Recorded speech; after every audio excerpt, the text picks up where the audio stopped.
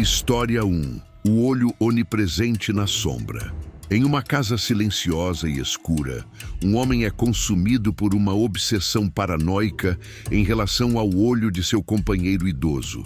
Um olho pálido e vítreo que ele acredita observá-lo constantemente.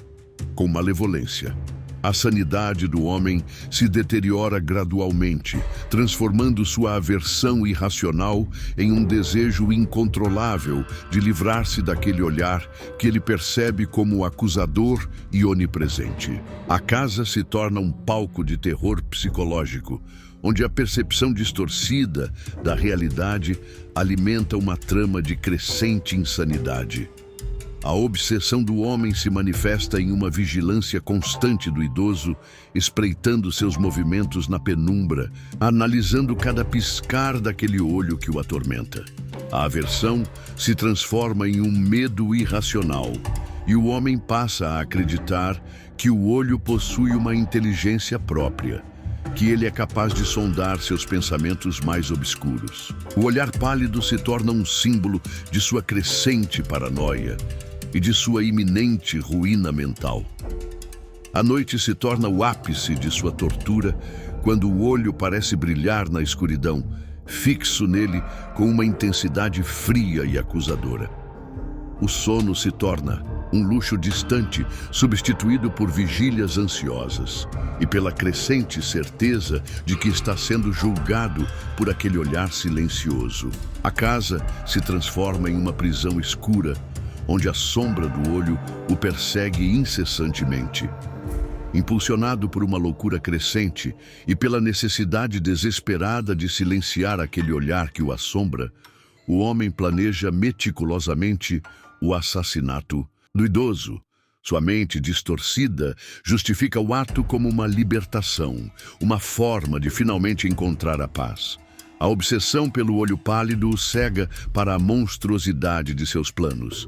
Na noite fatídica, o homem invade o quarto do idoso e o sufoca em seu sono. Acreditando ter finalmente silenciado o olhar acusador, ele esconde o corpo sob as tábuas do assoalho, convencido de ter cometido o crime perfeito. No entanto, a culpa e a paranoia logo começam a corroer sua frágil sanidade. A polícia chega para investigar o desaparecimento do idoso e o homem, tentando manter uma fachada de normalidade, os recebe com desenvoltura. No entanto, à medida que a investigação prossegue, ele começa a ouvir um som baixo e insistente, um batimento cardíaco abafado que parece emanar debaixo do assoalho. A princípio, ele tenta ignorar o ruído, atribuindo-o à sua imaginação. Mas o batimento se torna cada vez mais alto e frenético, ecoando em seus ouvidos como a pulsação acelerada de um coração aterrorizado.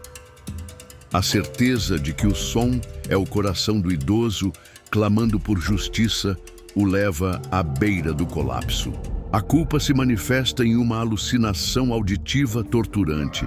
Consumido pela insanidade e pela tortura do batimento incessante, o homem confessa o crime à polícia, acreditando que assim finalmente encontrará o silêncio. No entanto, em sua mente perturbada, o batimento do coração delator continua a ecoar. A prova de que a culpa e a obsessão podem sobreviver à própria confissão, assombrando-o para sempre com o espectro do olho onipresente na sombra. História. E 2. O ritmo insidioso na calada da noite. Em uma casa mergulhada em um silêncio sepulcral, um homem é atormentado por um som rítmico e constante que parece emanar de um lugar incerto. A princípio, ele tenta racionalizar o ruído, atribuindo-o a causas naturais ou à sua imaginação cansada, mas o ritmo se torna cada vez mais definido e perturbador, insinuando-se em seus pensamentos como uma batida insistente e sinistra. A certeza de que o som está conectado a um segredo obscuro o leva à beira da paranoia. O ritmo começa sutilmente, um leve toque abafado que o homem mal consegue distinguir. No entanto, com o passar das noites, o toque se intensifica, transformando-se Em uma batida regular e constante, como um pêndulo oscilando em um ritmo macabro, o homem tenta localizar a origem do som, percorrendo cada cômodo da casa, mas ele parece vir de todos os lugares ao mesmo tempo, infiltrando-se nas paredes, no chão, no próprio ar que ele respira. A obsessão pelo ritmo se torna avassaladora. O homem perde o sono, a concentração, a própria noção do tempo. A batida incessante preenche seus pensamentos, lembrando-o a cada instante de algo que ele se esforça para esquecer, um segredo sombrio enterrado em sua memória. O silêncio da casa se torna um palco para essa tortura auditiva constante. A paranoia se instala gradualmente. O homem começa a acreditar que outras pessoas também podem ouvir o ritmo, que ele é uma manifestação sonora de sua culpa, expondo-o ao julgamento alheio.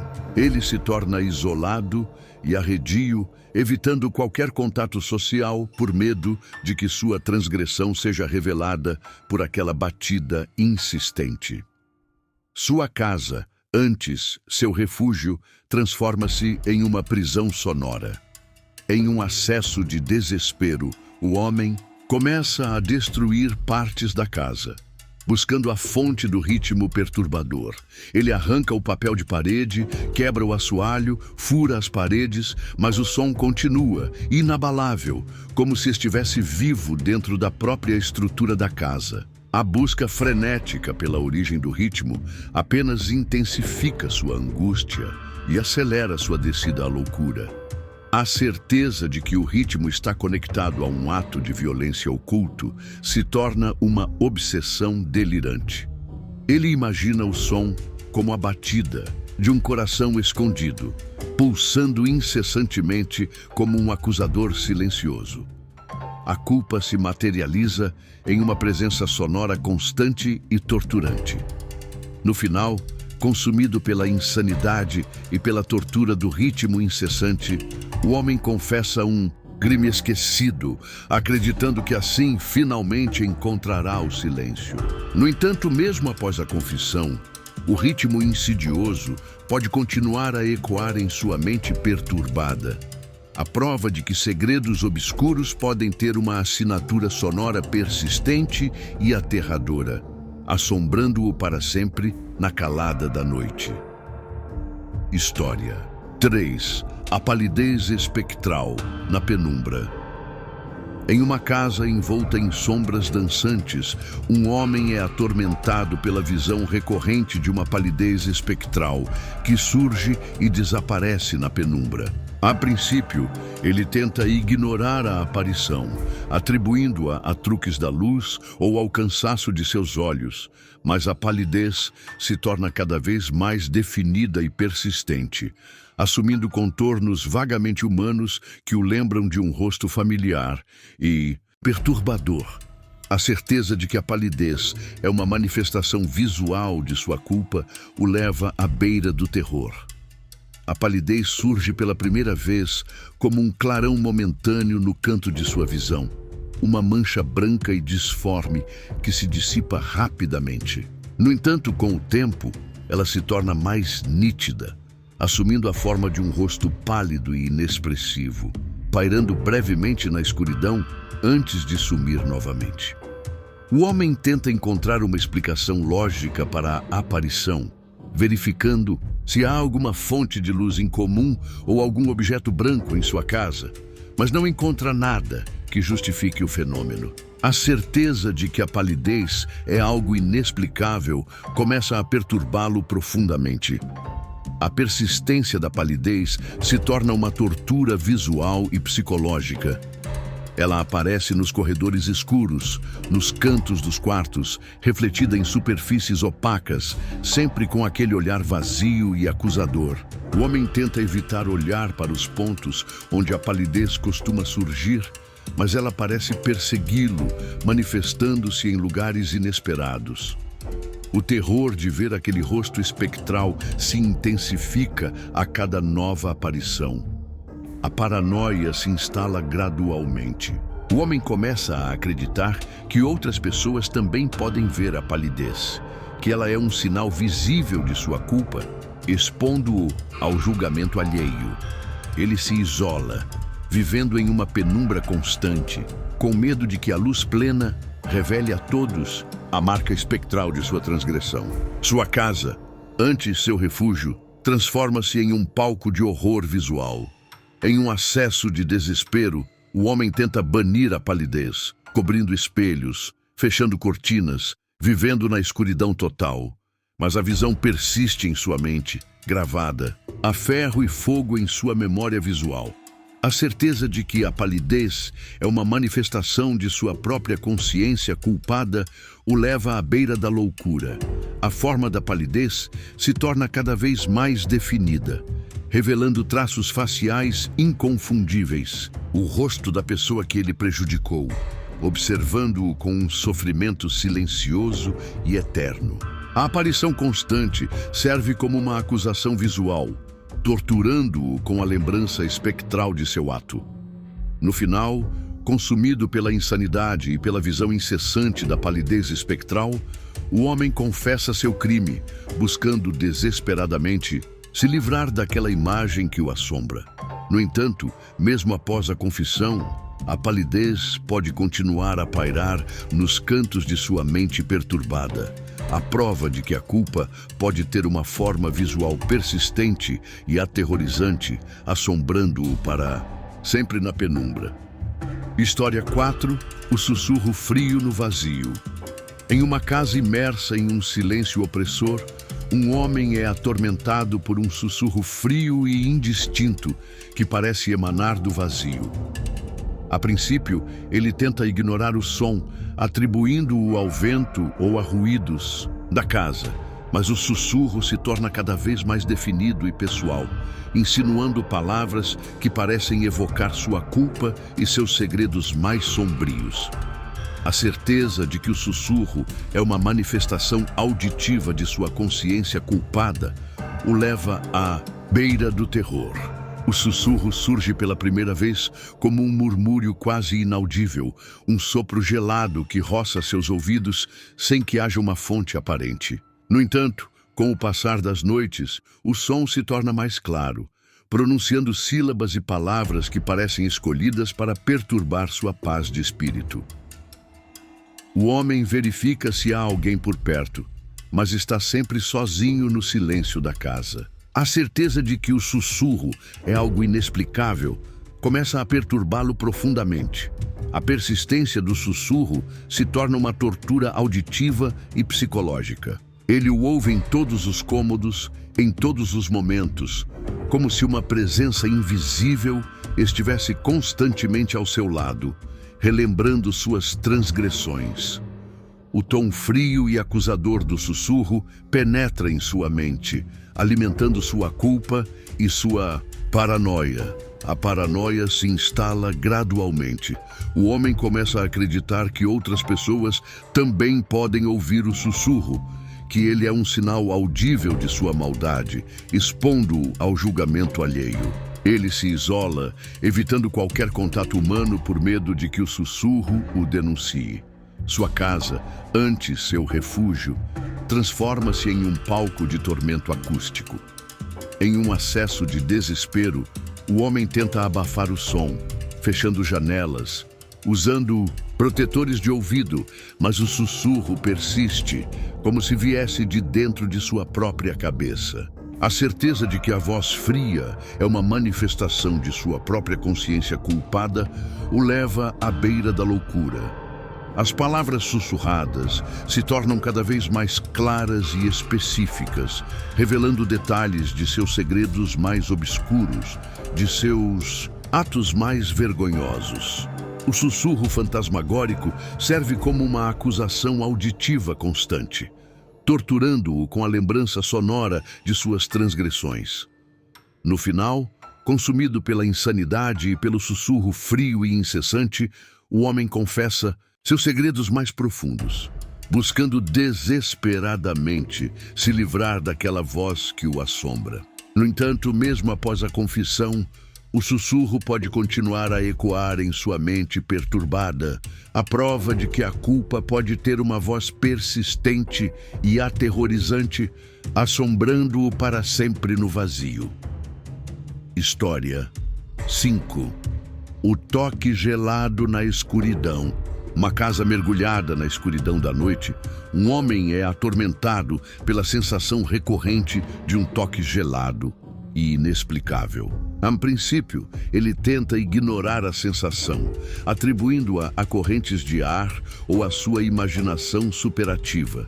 Mas o toque se torna cada vez mais definido e intencional, como se uma mão fria e invisível estivesse roçando sua pele, causando-lhe um arrepio de terror. A certeza de que o toque é uma manifestação física de sua culpa o leva à beira do pânico. O toque surge pela primeira vez como um leve calafrio na nuca, uma sensação momentânea de frio que ele ignora facilmente. No entanto, com o passar das noites, o calafrio se intensifica, transformando-se em um toque gélido e persistente em diferentes partes de seu corpo. O homem verifica se há alguma janela aberta ou alguma fonte de frio em sua casa, mas não encontra nada que justifique a sensação. A certeza de que o toque é algo inexplicável começa a perturbá-lo profundamente. A persistência do toque se torna uma tortura física e psicológica. Ele o sente enquanto está deitado, enquanto caminha pela casa, como se uma presença invisível estivesse constantemente ao seu lado, lembrando-o de sua transgressão através de um contato frio e perturbador. O arrepio constante alimenta sua culpa e sua paranoia. A paranoia se instala gradualmente. O homem começa a acreditar que outras pessoas também podem sentir o toque gelado sobre ele, que ele é um sinal físico visível de sua maldade, expondo-o ao julgamento alheio. Ele se isola, evitando qualquer contato humano por medo de que o toque o denuncie. Sua casa, antes seu refúgio, transforma-se em um palco de tormento físico. Em um acesso de desespero, o homem tenta se proteger do toque, cobrindo-se com mantas, aumentando o aquecimento da casa, mas a sensação fria persiste, como se viesse de dentro de sua própria pele. A certeza de que o toque gelado é uma manifestação física de sua própria consciência culpada o leva à beira da loucura. A intensidade do toque se torna cada vez maior, como se a mão invisível estivesse tentando agarrá-lo, paralisá-lo com seu frio espectral. A sensação constante serve como uma punição física, torturando-o com a lembrança corporal de sua transgressão. No final, consumido pela insanidade e pela sensação incessante do toque gelado, o homem confessa seu crime, buscando desesperadamente se livrar daquela presença fria que o assombra. No entanto, mesmo após a confissão, o toque pode persistir, uma marca física indelével de sua culpa, a prova de que o remorso pode ter uma manifestação tátil e aterrorizante, assombrando-o para sempre na escuridão. História 6. O cheiro insidioso da decadência. Em uma casa isolada, marcada pelo abandono e pelo peso de um segredo sombrio, um homem é atormentado por um odor persistente e nauseabundo que parece impregnar cada canto do ambiente. A princípio, ele tenta identificar a origem do cheiro, buscando por fontes de decomposição ou sujeira, mas a fragrância fétida se torna cada vez mais intensa e inexplicável, evocando em sua mente a lembrança de um ato terrível que ele se esforça para esquecer. A certeza de que o cheiro é uma manifestação olfativa de sua culpa o leva à beira do abismo. O odor surge sutilmente, uma leve nota rançosa que o homem mal percebe. No entanto, com o passar dos dias, a fragrância se intensifica, tornando-se um fedor pungente e inconfundível que permeia todos os cômodos da casa. Ele revira armários, esvazia lixeiras, limpa incessantemente, mas o cheiro persiste, como se estivesse emanando das próprias paredes, do chão, do ar que ele respira. A certeza de que a origem do odor é sobrenatural começa a corroer sua sanidade. Persistência do cheiro se torna uma tortura olfativa e psicológica. Ele o acompanha durante o dia e durante a noite, nauseando-o, perturbando seu apetite, impregnando seus sonhos. O odor parece carregado de morte e decomposição, como se a própria casa estivesse exalando a podridão de sua culpa.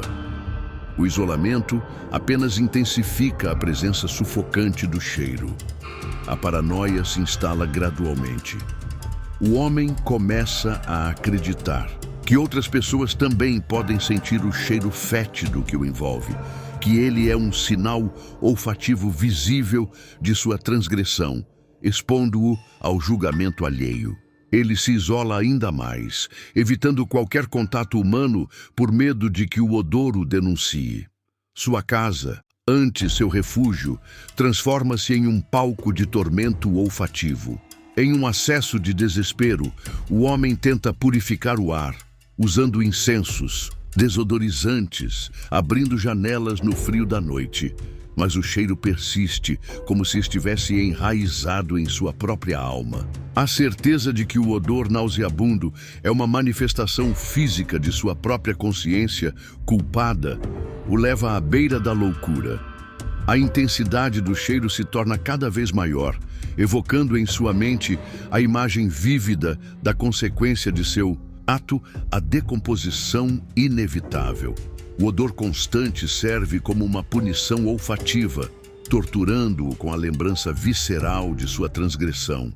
No final, consumido pela insanidade e pelo cheiro insidioso da decadência, o homem confessa seu crime, buscando desesperadamente se livrar daquela tortura olfativa. No entanto, mesmo após a confissão, o odor pode persistir em sua memória olfativa, uma marca fétida, indelével de sua culpa, a prova de que o remorso pode ter um cheiro persistente e aterrorizante, assombrando-o para sempre no isolamento. História. E 7. A imagem turva no olhar vazio. Em uma casa onde o silêncio é quebrado apenas por seus próprios pensamentos turbulentos, um homem é atormentado pela imagem fugaz de um rosto pálido e sofredor que ele vislumbra no olhar vazio de seus próprios olhos refletidos em superfícies escuras. A princípio, ele tenta ignorar a aparição, atribuindo-a ao cansaço ou a ilusões de ótica, mas a imagem turva se torna cada vez mais definida e persistente, evocando a face daquele a quem ele prejudicou, fixando nele um olhar silencioso, de acusação. A certeza de que a imagem é uma manifestação visual de sua culpa o leva à beira do desespero. A imagem surge pela primeira vez como uma sombra momentânea em seus olhos refletidos em uma janela escura, um vislumbre rápido de algo indistinto. No entanto, com o tempo, a aparição se torna mais nítida, revelando contornos faciais pálidos e uma expressão de sofrimento silencioso.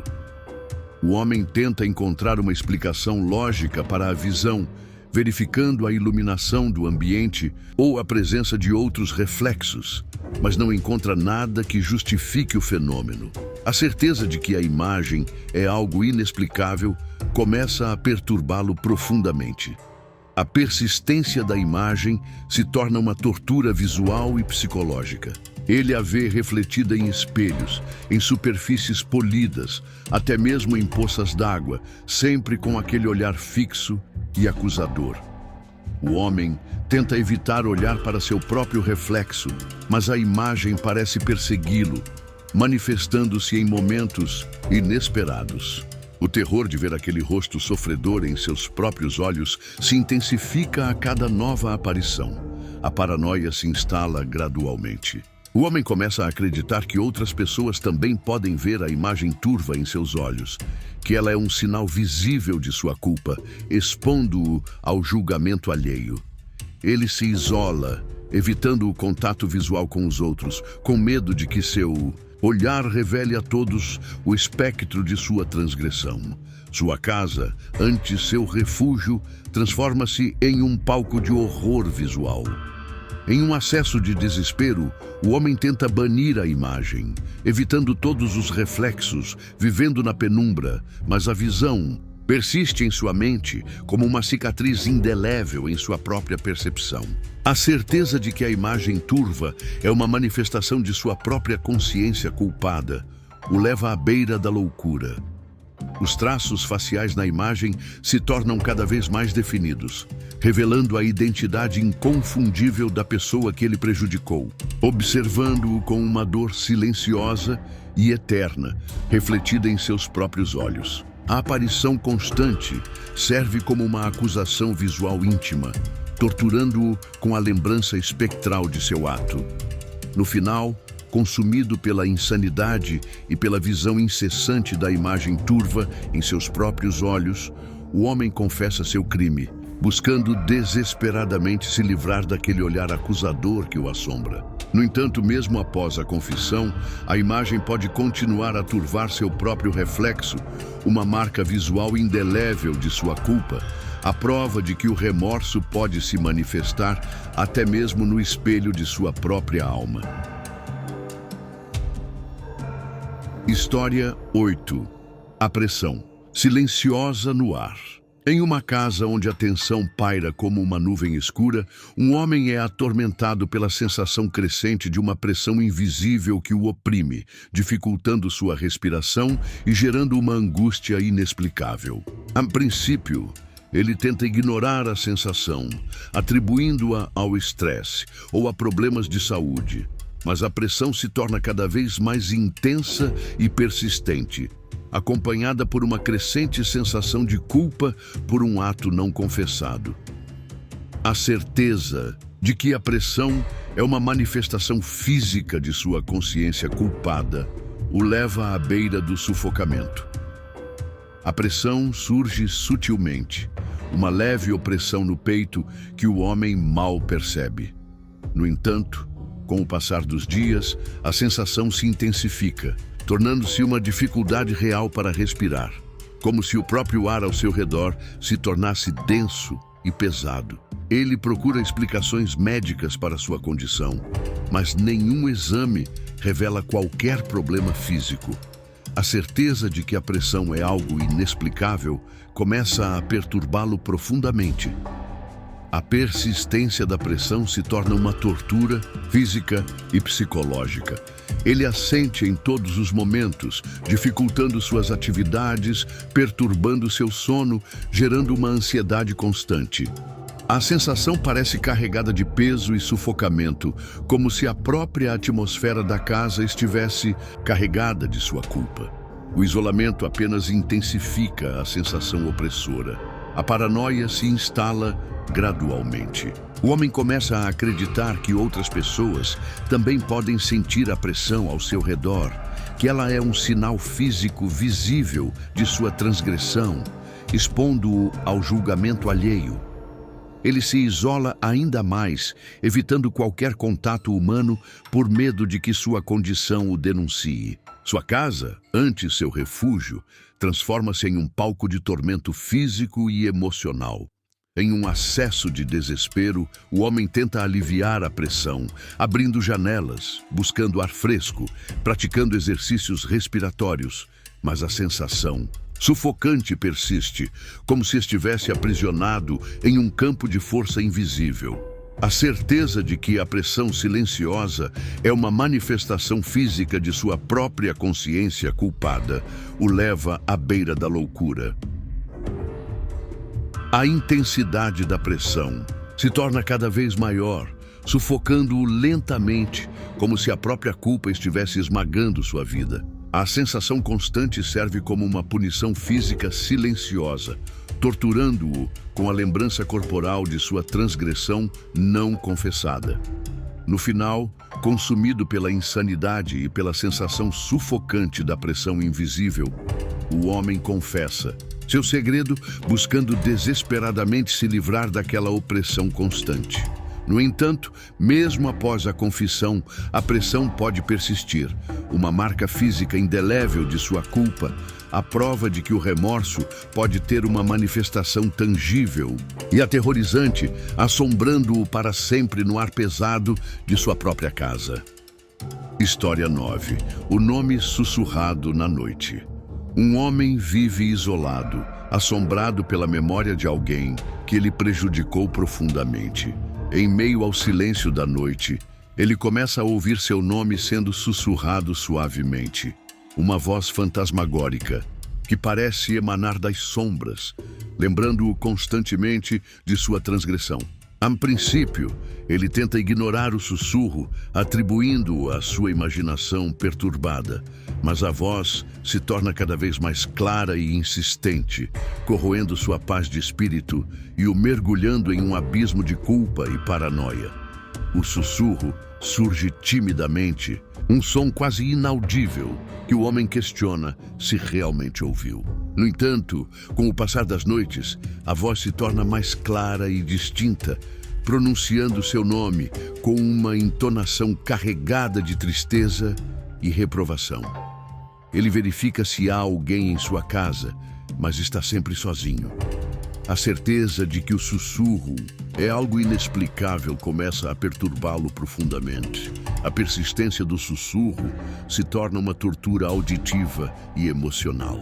Ele o ouve antes de dormir, ao acordar, em meio ao silêncio da noite, como se a própria pessoa que ele prejudicou estivesse ali, invisível, chamando por ele. A culpa, antes um remorso silencioso, agora ganha uma voz espectral que o persegue incessantemente. A paranoia se instala gradualmente. O homem começa a acreditar que outras pessoas também podem ouvir o sussurro, que ele é um sinal audível de sua transgressão, expondo-o ao julgamento alheio. Ele se isola ainda mais, evitando qualquer contato humano por medo de que a voz o denuncie. Sua casa, antes seu refúgio, transforma-se em um palco de tormento acústico e psicológico. Em um acesso de desespero, o homem tenta abafar o som, fechando janelas, usando protetores de ouvido. Mas o sussurro persiste, como se viesse de dentro de sua própria mente. A certeza de que a voz é uma manifestação de sua própria consciência culpada o leva à beira da loucura. A entonação do sussurro se torna cada vez mais específica, carregando a tristeza e a mágoa da pessoa que ele prejudicou, tornando a lembrança de seu ato ainda mais dolorosa e presente. A voz fantasmagórica serve como uma acusação constante, torturando-o com a lembrança sonora de sua transgressão. No final, consumido pela insanidade e pelo sussurro incessante de seu nome, o homem confessa sua transgressão, buscando desesperadamente se livrar daquela voz que o assombra. No entanto, mesmo após a confissão, o sussurro pode continuar a ecoar em sua mente, gravado em sua memória auditiva, a prova de que a culpa pode ter uma voz persistente e atormentadora. O nome sussurrado na noite se torna uma metáfora sinistra da consciência culpada, que jamais se cala. Mergulhamos fundo nas sombras da alma humana, inspirados pela maestria sombria de Edgar Allan Poe. 10 contos de terror e suspense que exploraram a culpa, a paranoia e a lenta espiral da loucura. Esperamos que essas histórias tenham deixado em vocês um rastro de medo e reflexão sobre os horrores que podem germinar em nosso próprio interior. Se a escuridão dessas narrativas ecoou em seus corações, não se esqueçam de deixar o seu like neste vídeo para iluminar o nosso caminho e nos incentivar a trazer ainda mais horrores para o canal Rastros do Medo. E se vocês são novos por aqui e apreciam uma boa dose de terror psicológico, inscrevam-se para não perder nenhuma de nossas futuras explorações do macabro.